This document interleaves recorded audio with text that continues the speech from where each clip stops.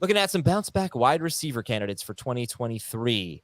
All right, we got 2 from Heath, Diontae Johnson and DJ Moore, and 2 from Jamie, Gabe Davis and Cortland Sutton. Heath, you can start. Diontae Johnson, this was top 12 wide receiver per game in 2021, wide receiver 50 per game in PPR in 2022, and even worse than that in the other formats. And then DJ Moore, who went from wide receiver 26 per game to wide receiver 35 per game. Go ahead.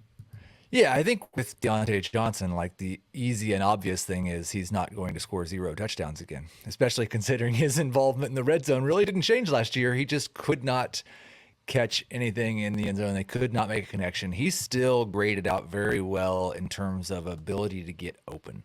If you were just looking for a guy to get open on a route, Diontae Johnson still does that very well. I think we'll see improvement from Kenny Pickett. I still expect Johnson will lead this team in targets by a pretty good margin. He won't get all the way back up to the top 12 wide receiver, but I think he's got a chance to get into that top 25. I don't have him ranked quite that high, but I think he has a chance to be a top 25 guy again. Who do you guys like better, Diontae Johnson or George Pickens? Diontae in PPR, Pickens in the other formats. I think Pickens will score more touchdowns. Not even worrying about last year. I just think that's the type of player he'll be. He'll be more of a big play threat, and so maybe a better red zone option for Kenny Pickett. But I think Diontae Johnson still leads them in targets and receptions. Yeah, I had Pickens ahead of Johnson, but my next rankings update, that'll change. I'll have Johnson ahead in full PPR for sure. I think maybe I projected a little bit too much of a leap in target earning for Pickens in my first run because Pickens has really never shown the ability to earn targets. Yeah, and Pickens went ahead of Diontae by a full round. Pickens was a mid-round 6 pick in a 3-receiver PPR league. Diontae Johnson was a mid-round 7 pick. So we'll see. I think a steal, yeah. Is he a steal there? No, he's a stealer. You didn't hear me correctly. Oh, he's a steal. You said he was a steal, though, right? Yeah, no, he's a stealer. I think, again, I agree with Heath. I think he's going to bounce back. He's certainly going to score probably in the neighborhood of 5 touchdowns, would be my guess. And Pickett will be better. So leading target guy that's shown the ability to be a 100-catch guy. Will he ever get back to that level with this, inexperienced quarterback in this system with some better competition around him? Probably not, but I still like the opportunity for him to play better than the 7th-round pick in PPR. Yeah. Pittsburgh, by the way, last in the NFL in touchdown passes with 12. They threw 12 touchdown passes last year. Okay, DJ Moore. Bouncing back to what exactly, Heath? Well, we lost Heath, so this is probably a bad one to talk about. All right, Gabe Davis, if things stay the way they are, let's see where Gabe Davis went in this draft. And he went at the last pick of round 8, and I want to look at Fantasy Pros consensus. I feel like Gabe Davis, let me go to PPR before I make this stupid statement like I did last week about Beckham and the contract. Gabe Davis, yes, he is wide receiver 44 in consensus rankings behind Darnell Mooney. He will be my most rostered player. That's an early guess for me. Jamie, what's your Gabe Davis bounce back case? Yeah, I don't disagree. The thing is, it's like when I said this, I'm like, I don't know exactly what he's bouncing back to because he never really had a great fantasy season. It's more bouncing back maybe to the expectations. And I don't think he's going to get to that either. But as we talked about when we did this with Sleepers last week, that I think there's a much higher ceiling that he can get to. And he's shown you that ability at times. It's just a matter of, can he do it over a full season? Now, we saw flashes, and again, we can discuss the reasons why.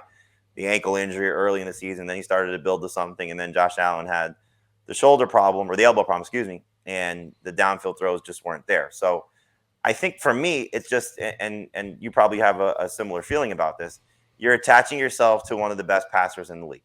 And he's still going to be on the field a lot. He's still going to be a primary option for them.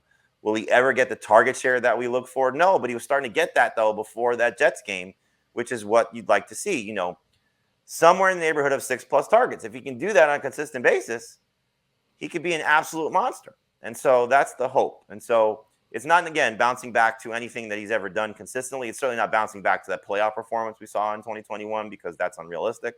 But I do think that there is a much higher ceiling for him to get to. And it's more just, I guess, probably putting him in the post-type sleeper category as opposed to the bounce-back category. So I apologize if he's labeled incorrectly. I I guess I don't get to do my thing where I was going to make fun of you guys for talking about Gabe Davis as a bounce back candidate when he just set a career high in receptions, yards, tied his career high in touchdowns, and set a career high in fantasy points and fantasy points per game. But yeah, I agree with I agree with everything else you guys said about Gabe Davis. Yeah, I think that the Josh Allen elbow injury is really what stands out to me. He threw in the first weeks 1 through 9, I think it was 8 games. He threw 13 passes of 35 or more air yards. 5 of them went to Gabe Davis. Weeks 10 through 18, he threw 8 of them, only 2 to Gabe Davis. And I think Davis was really hurt by that. He's not going to be a big target share guy. He's going to be inconsistent, but hopefully, I think what we saw from him after the Allen elbow injury. Oh, you know what? It was supposed to be weeks 10 through 17 because Josh Allen said he started to feel better in week 18. And I think that's an even more convincing stat. Sorry. So anyway, once week 18 rolled around and Allen started to feel better, we saw more. Yeah, he only threw 4. That's right. He threw 4 pass attempts of 35 or more air yards from weeks 10 through 17. He threw 4 and they lost the game too. In week 18. Yeah, and then Davis had like 10 targets in that game or something. So I think also one thing that and this is you can't say this because we just don't know, but he missed, I believe it was the biggest game where Josh Allen was throwing the ball down the field, which was week 2 against Tennessee when Stephon Diggs went absolutely crazy. Mm-hmm. Yeah, remember he came back. He wasn't healthy, and then in week 5 against Pittsburgh, 3 catches, 171 yards, 2 touchdowns. I can't make any case that he's not going to be an inconsistent kind of up and down guy, but I think more ups than downs. Heath, if he's going in round 9. Are you going to have a lot of Gabe Davis? 100%. Yes, absolutely. Love it. Yeah, baby. I don't think there's anything. We should be no less excited about it than we were last year. Maybe more so. What category? He's categoryless. Is he a sleeper? No, he remains a breakout. If he's going in that range, he's a sleeper. He remains a breakout. He's never broken out. He's still just what, 25 years old? 24 years old. Don't forget the TM though, buddy, because I don't think this is the guy who's winning you leagues. He's winning you weeks. He could win you leagues. Okay. If he does what people were talking about him doing last year, he'll win you leagues. Ooh, contract year. Very nice. Heath, DJ Moore is bouncing back to what? Top 20-ish wide receiver. Unless Justin Fields makes TM the leap that Josh Allen, Kyler Murray, and Jalen Hurts made, and then he's a top 10 wide receiver again. But he obviously the Baker Mayfield connection was awful for him and a disaster, but he's still a very good wide receiver. He won't have to play with Baker Mayfield this year, and they value him like a number 1 wide receiver. Like they can't stop talking good about him. So I expect a ton of targets. And Sutton, we talk so much about Jerry Jeudy Jamie. I cannot say Jerry Jeudy Jamie again. That was a mistake. Courtland Sutton, though, what do you think about Sutton? And let me tell you where he went in the draft. And also he went just before Gabe Davis, about 5 picks before Gabe Davis in the middle of round 8. And in the consensus rankings, Courtland Sutton PPR is wide receiver 35. That would be in between Treylon Burks and George Pickens. What do you think? I mean, we've seen the ceiling, with pre-ACL and certainly pre-Russell Wilson, where he was a 1,000-yard guy in his second year and then has struggled with, injuries and quarterback play over the last, 3 years. But I like the addition of Sean Payton. I think that we'll see a better Russell Wilson. He's still, I think, the better downfield threat of this receiving core. It's a matter of, how much will he lose with Tim Patrick back and, maybe a better Jerry Jeudy. But I think Courtland Sutton is going to end up being a great value pick and somebody that can not exceed his best season, because I don't know if that's realistic with this group that he has around him, but certainly somebody that can be, closer to where he was a year ago based on expectations. I know you were very excited about him, obviously, but no, that was someone else. Adam Schmazer. I think there's just a lot to like about Courtland Sutton based on where he's going. Okay. And would you take him or Gabe Davis? I think it would depend on my roster build. I think if I'm looking for ceiling, it's obviously Gabe Davis. If I'm looking for a better floor player, it's Courtland Sutton.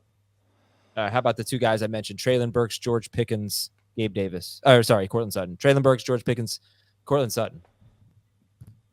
I'd probably take the younger guys just with the upside. I am, yes, all of the names that you have mentioned ahead of Courtland Sutton.